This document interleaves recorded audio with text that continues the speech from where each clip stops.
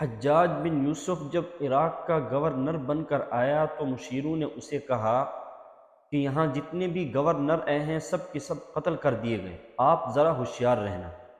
تو حجاج نے ان سے وجہ پوچھی تو بتایا گیا کہ یہاں ابدال کی ایک جماعت ہے جو مستجاب الدعوات ہے، جب بھی کوئی گورنر کوئی ظلم کرتا ہے تو وہ لوگ بد دعا کرتے ہیں تو اسے قتل کر دیا جاتا ہے۔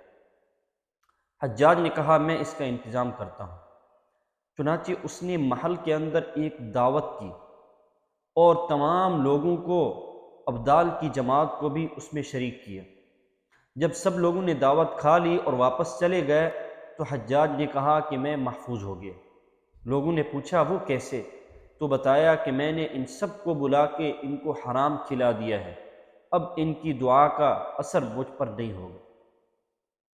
چنانچہ آپ نے دیکھا حجاج نے کتنے بڑے ظلم کیے، اکابرین، تابعین، اولیاء اللہ سب کو اس نے قتل کیا، شہید کرایا، لیکن اس کے باوجود ابدار لوگوں نے بہت بد دعائیں کی، کسی کی بد دعا کا اس پر اثر نہیں ہوا۔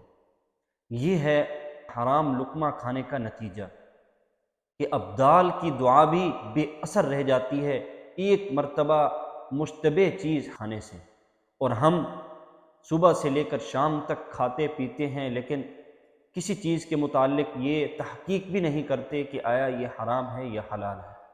اس لیے اپنی روزی کو حلال کریں۔ اللہ تعالی عمل کی توفیق نصیب فرمائے۔